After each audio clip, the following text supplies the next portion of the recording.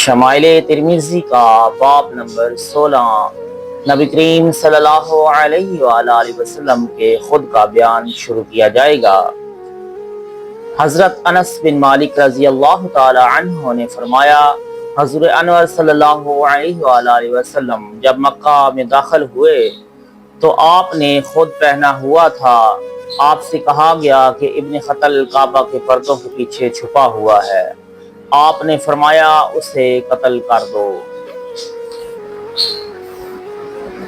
انہی سے منقول ہے آپ صلی اللہ علیہ وآلہ وسلم فتح مکہ کے موقع پر جب مکہ میں داخل ہوئے تو آپ کے سر مبارک پر خود تھا۔ راوی نے کہا آپ نے اسے اتارا تو ایک شخص آیا اور عرض کیا، ابن خطل کعبہ کے پردوں کے پیچھے چھپا ہوا ہے۔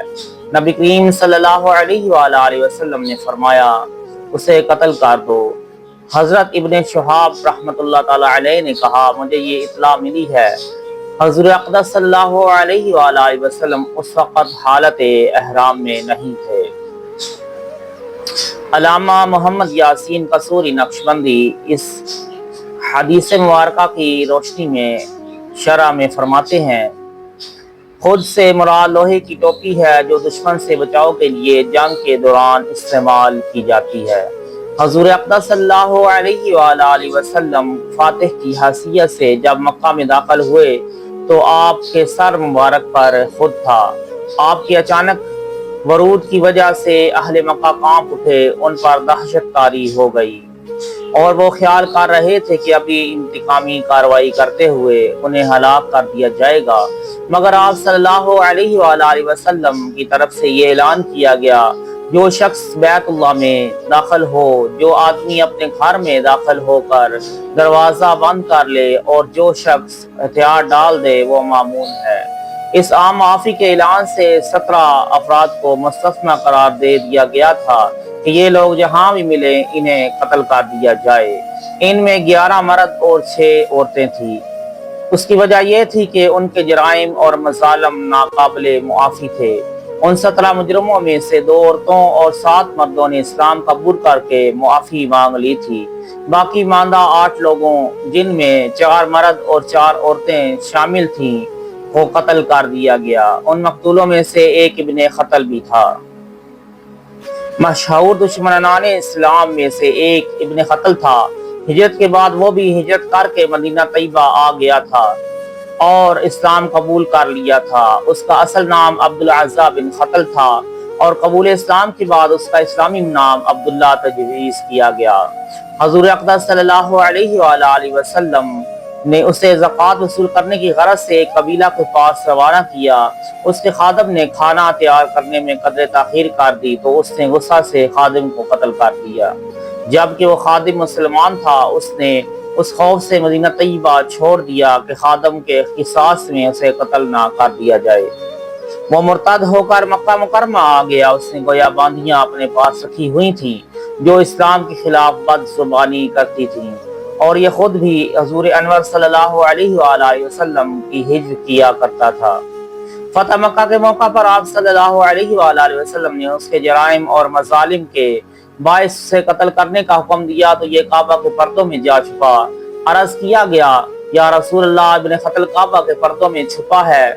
آپ نے فرمایا اسے وہاں ہی قتل کر دیا جائے۔ چنانچہ اس اجازت ملنے پر حضرت ابو ذر رضی اللہ تعالی عنہ نے ابن خطل کو ہلاک کر دیا۔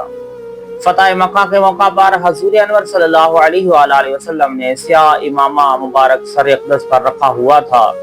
آپ نے سفید رنگ کو زیادہ پسند کیا اور اسے استعمال کیا۔ سیاہ رنگ کو بھی آپ نے پسند کیا اور سیاہ امامہ استعمال میں لائے تھے۔ حضرت امام ترمذی رحمۃ اللہ تعالی علیہ نے حضور اقدس صلی اللہ علیہ وآلہ وسلم کے تمام آلات حرب کے نام نہیں بتائے، ان کی تفصیل درج ذیل ہے۔ آپ صلی اللہ علیہ وآلہ وسلم کے 6 قوس و کمان تھے، نزورہ، روما، صفرا، سخت، قطوم، سداد۔ ترکش کا نام کافور تھا۔ 2 ڈھال تھیں، زلوک، قنق۔ ایک ڈھال بطور تحفہ آپ صلی اللہ علیہ وآلہ وسلم کی خدمت میں پیش کی گئی تھی، جس پر مینڈا کی تصویر تھی۔ آپ نے اس پر دست اقدس رکھا تو اللہ تعالیٰ نے اسے محو کر دیا تھا۔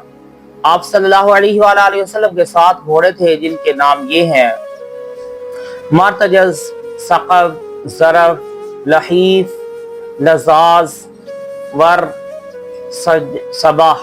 آپ کے تیر کا نام تھا مسوا، خیمہ کا نام تھا الکن، نیزہ کا نام بیضا اور لاٹھی کا نام مقصر تھا۔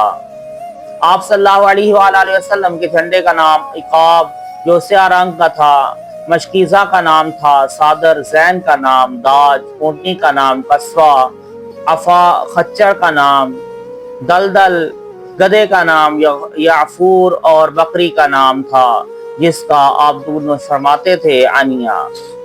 جب حضور اقدس صلی اللہ علیہ وآلہ وسلم مکہ میں داخل ہوئے تو آپ نے خود یا سیاہ امامہ سے سر مبارک کیوں ڈھانپا تھا، حالانکہ اس کی حالت احرام ممانعت وارد ہوئی ہے۔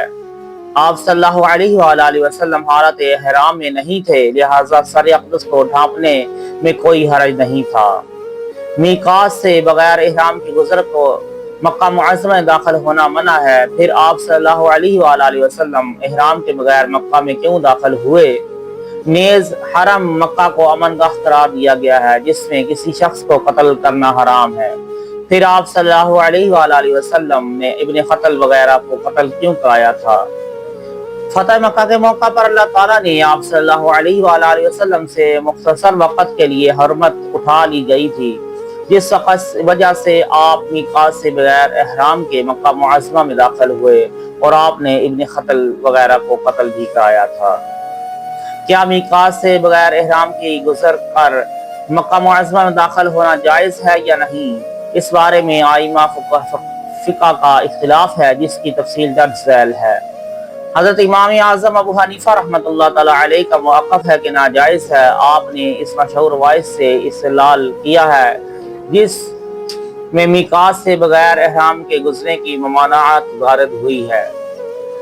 حضرت امام شافعی رحمۃ اللہ تعالی علیہ کے نزدیک جائز ہے۔ انہوں نے دوسری حدیث باب سے استدلال کیا ہے جس میں صراحت ہے کہ حضور اقدس صلی اللہ علیہ وآلہ وسلم میقات سے بغیر احرام کے گزر کر حرم مکہ میں داخل ہوئے تھے۔